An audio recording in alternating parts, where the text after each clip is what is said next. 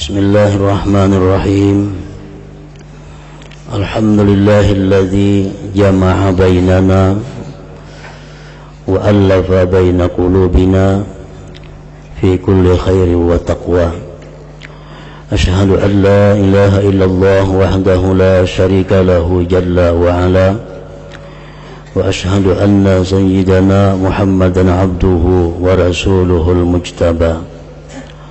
Allahumma salli wa sallim wa barik ala sayyidina Muhammadin Abi Zahra wa ala alihi wa ashabihi wa dhurriyyatihi wa man ihtada, amma ba'd. Yang kita hormati dan kita cintai para habaib dan para alim ulama, para muhibbin, hadirin hadirat rahimakumullah.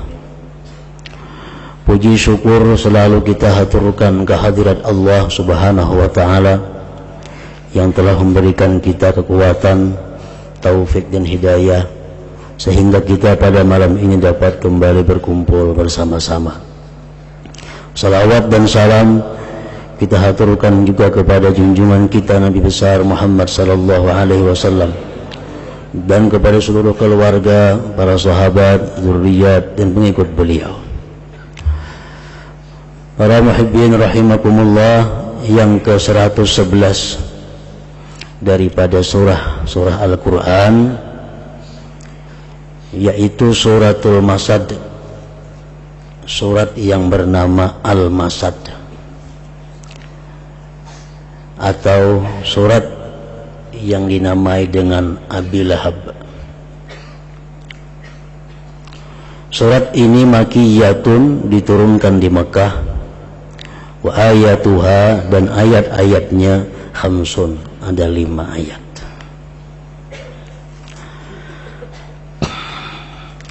Bismillahirrahmanirrahim. Tabbat yada abi lahabi wa tab. Artinya, binasalah kedua tangan Abi Lahab dan binasalah dia.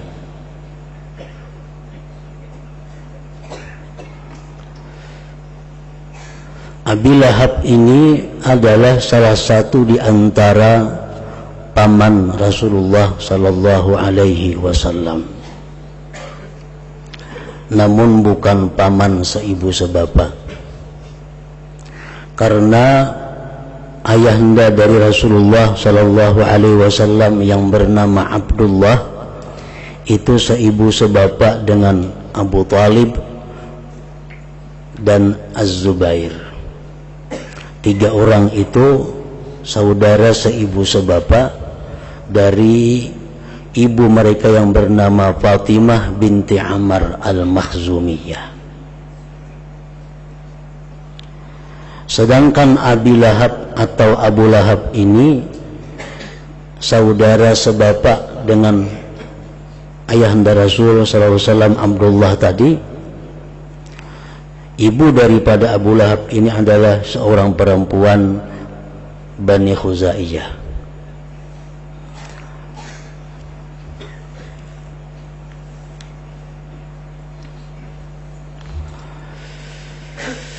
Surat Abi Lahab ini atau surat Al-Masad ini adalah menceritakan tentang Abi Lahab tersebut, yang mana Allah Subhanahu wa ta'ala menyatakan bahwa Abi Lahab itu adalah binasa.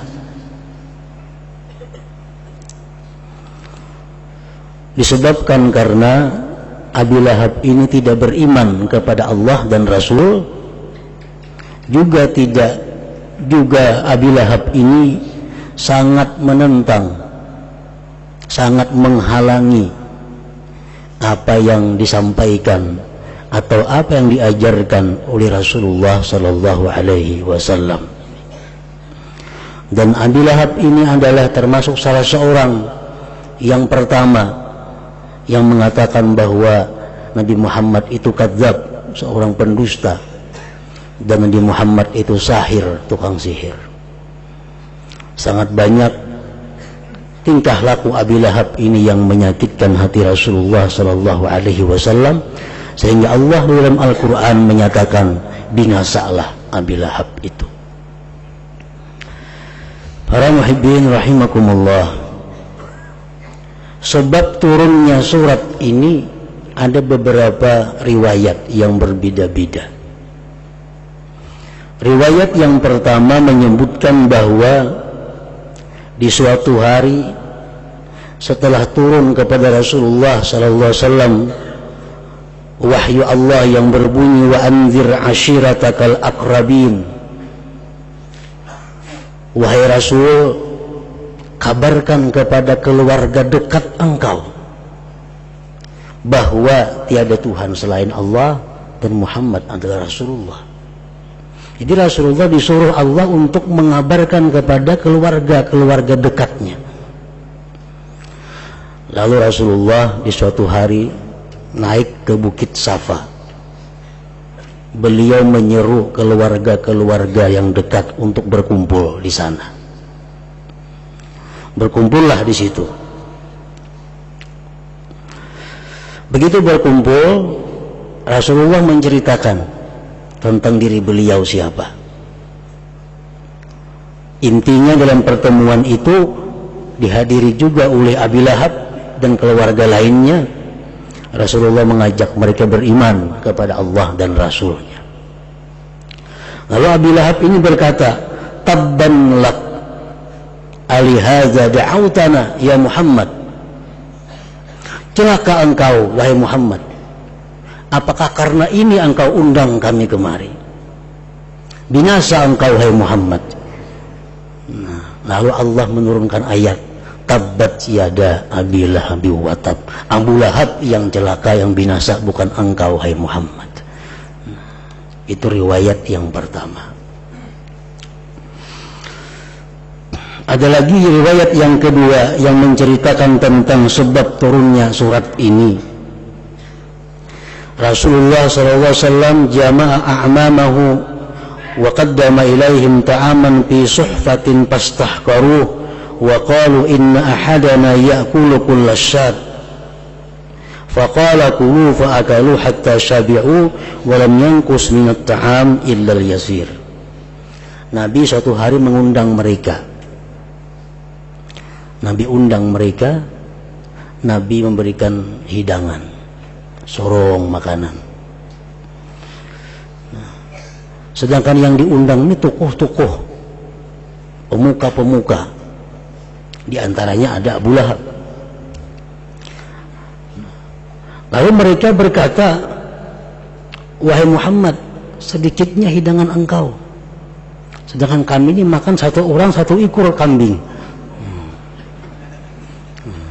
Inna ahadana ya'kulu kulla syad. Ini seekor kambing berapa ekor orangnya nang makan. Kami itu biasa seekor kambing, seekor orang. Pastahkaruh, mereka menganggap remeh. Menjadi Nabi, kulu, silahkan makan. Makan kanyang samuaan, kada tauna kambingnya.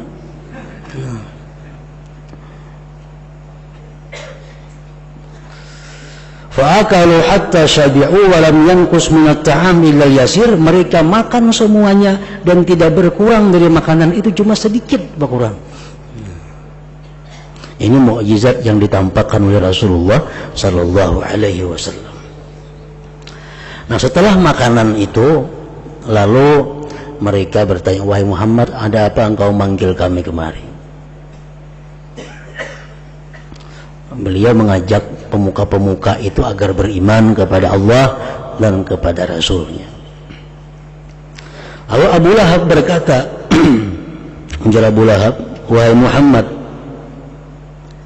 pamali in aslamtu, amun aku wahai Muhammad masuk Islam, aku dapat apa? Artinya atau jabatan kah, dimuliakan kah, atau diberi apa, kedudukan apa? Faqala Rasulullah menjawab, malil muslimin, sama dengan muslim yang lainnya. Malil muslimin, sesuatu yang bagi engkau adalah sesuatu yang bagi orang muslim. Abu Lahab berkata, afala ufaddalu alaihim, apakah aku tidak dilebihkan atas mereka? Kenapa aku sama dengan mereka? Aku orang yang kaya, keturunan bangsawan Quraisy. Faqala Nabi SAW, mujar Nabi, bimadza tufaddalu, dengan apa engkau dilebihkan? Apa kemuliaan engkau? Faqala, berkata Abu Lahab, tabban li hadzal din yastawi fihi ana wa ghairi, binasa, hancur ini agama Muhammad, yang sama dalam agama Muhammad itu aku dan selain aku. Wah, ini agama hancur karena aku dan selainnya sama kedudukannya. Lalu Allah menurunkan ayat tabbat yada abi lahabi wa tab. Nah, bukan agama yang binasa, tapi Abu Lahab lah yang binasa itu. Nah, para muhibbin rahimakumullah, riwayat yang ketiga tentang sebab turunnya surat ini. Rasulullah SAW mendatangi khusus ke tempat Abu Lahab. Lalu Rasulullah datang ke tempat Abu Lahab, seakan-akan Rasulullah sangat berhajat kepada Abu Lahab itu. Lalu mengajak Abu Lahab untuk berislam, beriman kepada Allah dan Rasul.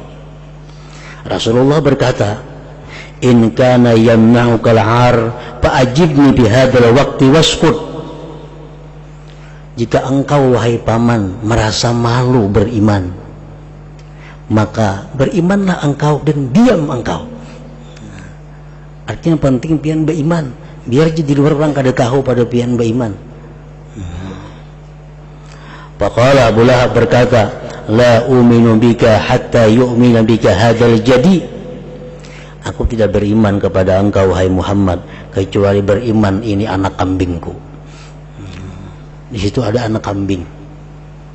Bila anak kambing ini beriman, ya aku beriman juga aja pula. Faqala alaihi salatu wassalam lil jadi, Nabi kita berkata kepada anak kambing tadi. Uji Nabi kita, hai anak kambing, man ana, aku ini siapa? Anak kambing menjawab, anta Rasulullah, engkau adalah utusan Allah.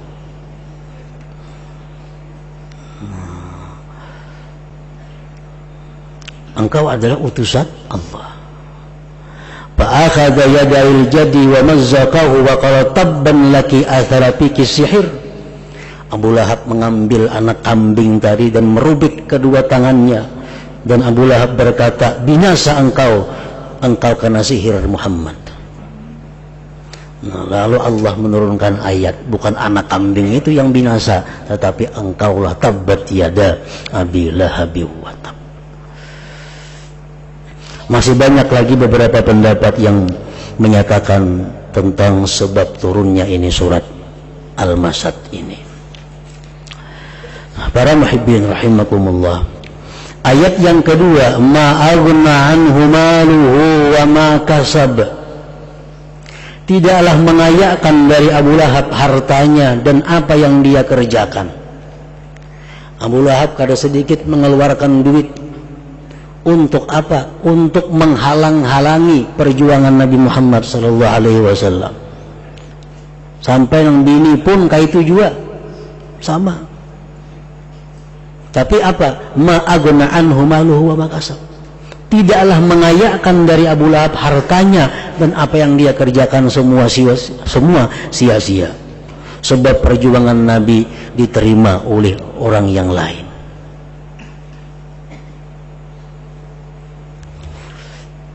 Sayasla naran dzata lahab.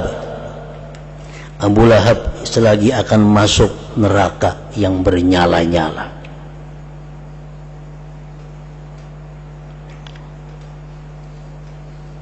Sayasla naran dzata lahab, selagi masuk ke dalam neraka si Abu Lahab tadi yang bernyala-nyala. Para muhibbin rahimakumullah, di dalam kitab Targhibul Mushtaqin yang dikarang oleh Syekh Muhammad Nawawi Al-Bantani, di situ disebutkan bahwa Abu Lahab ini ahli neraka karena firman Allah menyatakan demikian.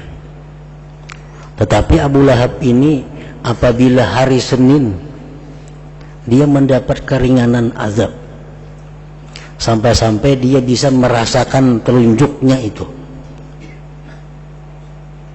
Nah, kenapa Abu Lahab hari Senin itu dapat keringanan daripada Allah? Karena Abu Lahab ini pernah gembira hatinya mendengar kabar kelahiran junjungan kita sallallahu alaihi wasallam. Waktu Siti Aminah, ibunda Nabi kita, melahirkan Nabi kita, di situ ada seorang perempuan yang bernama Suwaibah al-Aslamiyah. Suwaibah ini budaknya Abu Lahab. Berlari Suwaibah mencari Abu Lahab dan mengabarkan kepada Abu Lahab bahwa telah lahir kemanakan engkau. Aminah melahirkan putranya. Abu Lahab gembira karena kedatangan anak kemanakan hanyar nih. Dan saking gembiranya Abu Lahab, lalu si Suwaibah al-Aslamiyah tadi dimerdekakan oleh Abu Lahab.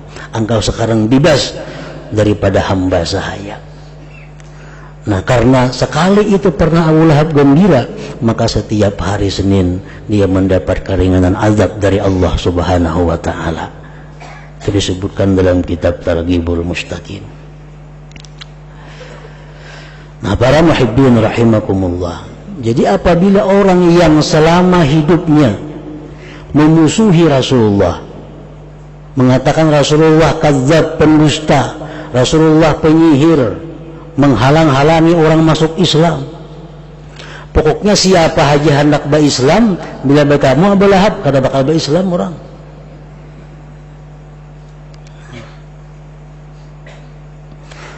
Nah, tetapi karena Abu Lahab ini pernah sekali gembira dengan kelahiran Nabi, dapat keringanan azab.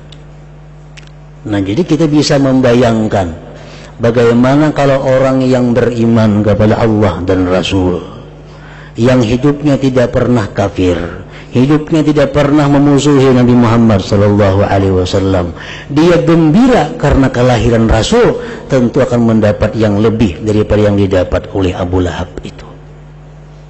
Tentu dia akan mendapat keistimewaan dari Allah Subhanahu wa taala di akhirat nanti, karena dia gembira dengan lahirnya Rasulullah sallallahu alaihi wasallam.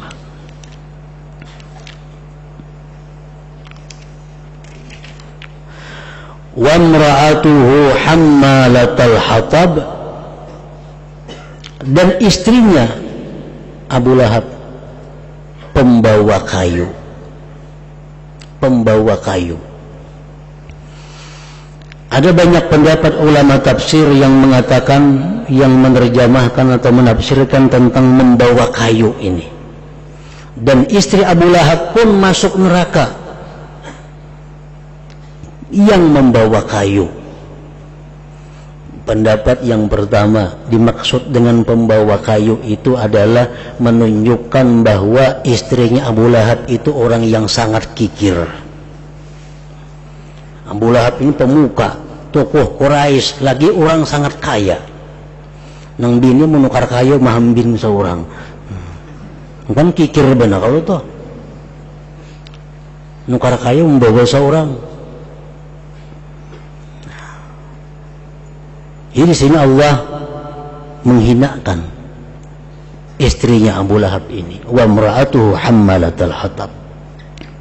Yang kedua, pendapat ada yang mengatakan bahwa tafsir daripada pembawa kayu itu adalah penebar fitnah, penebar kebohongan, pengadu domba. Ini istrinya Abu Lahab kemana-mana membawa berita bahwa Muhammad majnun, Muhammad gila, Muhammad tukang sihir, Muhammad kadzdzab. Orang yang dulunya hormat kepada Muhammad, gara-gara ini istri Abu Lahab menjadi benci kepada Nabi Muhammad karena diadu dombanya. Itu yang dimaksud dengan hammalatal hatab.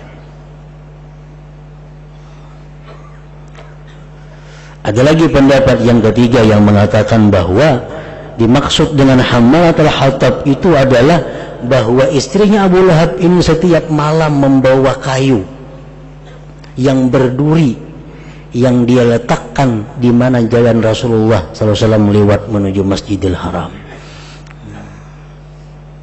Jadi macam-macam pendapat para ahli tafsir tentang wa mra'atuhu hammalatal hatab fi jidiha hablum mim masad, yang di lehernya ada tali atau kalung yang terbuat dari ayaman sabut.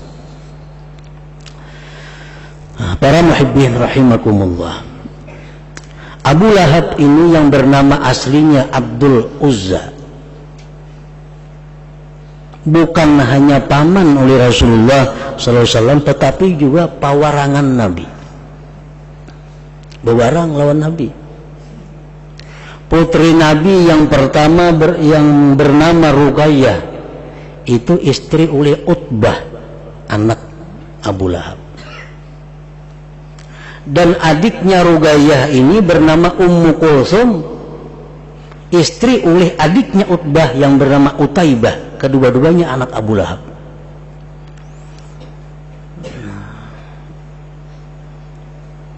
Begitu turun ayat ini, surat ini yang menunjukkan kehinaan Abu Lahab dan istrinya, Abu Lahab memanggil kedua putranya ini dan menyatakan, bila ikam kadang mencerai anak-anak Muhammad itu, ikam kadang kuakui anak lagi ya Abu Lahab. Ra'si min ra'sikuma haram. Lalu kedua putra Abu Lahab ini menceraikan putri-putri Nabi Sallallahu Alaihi Wasallam yang bernama Ruqayyah dan Ummu Kulthum tadi. Nah, setelah itu dikawinkan oleh Nabi kita Ruqayyah kepada Utsman bin Affan radhiyallahu anhu. Ruqayyah wafat, Utsman disuruh kawin oleh Nabi kepada adiknya Ummu Kulthum tadi. Makanya Utsman disebut Dzunnurain, orang yang punya dua cahaya, karena dua istrinya adalah putri-putri Rasulullah sallallahu alaihi wasallam. Nah, para muhibbin rahimakumullah, demikianlah sunnatullah, bahwa rasul-rasul itu mempunyai penghalang dari orang dekat mereka sendiri di dalam menyebarkan dakwah Islam. Ini sebagai cobaan bagi mereka dan menunjukkan bahwa hidayah Allah itu sangat mahal harganya. Kita lihat contohnya Nabi Nuh alaihi salam. Nabi Nuh menyebarkan dakwah ditentang oleh anaknya dan salah satu istrinya. Jadi anak Nabi Nuh dan salah satu istri Nabi Nuh tidak beriman kepada Nabi Nuh, bahkan menentang kepada Nabi Nuh. Kita lihat lagi Nabi Ibrahim alaihi salam. Nabi Ibrahim siapa yang menentang? Orang tuanya sendiri, Azar, abahnya sendiri yang menentang perjuangan atau dakwah Nabi Ibrahim alaihi salam. Nabi Musa kita lihat, orang yang selama ini membesarkan Nabi Musa sejak kecil, memelihara Nabi Musa, Fir'aun. Ini yang membesarkan Nabi Musa. Begitu Nabi Musa dakwah mengajarkan Islam, iman, Fir'aunlah yang menentang apa yang diajarkan oleh Nabi Musa alaihissalam. Dan sampai kepada junjungan kita Rasulullah sallallahu alaihi wasallam, bahwa orang yang sangat menentang beliau pada saat dakwah pertama-tama itu di Mekah adalah Abu Lahab atau Abdul Uzza, paman beliau sendiri. Nah, para muhibbin rahimakumullah, jadi ini pelajaran bagi da'i ilallah, bagi para pendakwah, bagi para ulama-ulama. Kalau ada keluarga dekat yang menentang, yang tidak mendukung perjuangannya, maka itu adalah hal yang biasa. Jangankan pendakwah, Rasulullah saja ditentang oleh sebagian keluarganya dalam hal menyebarkan Islam.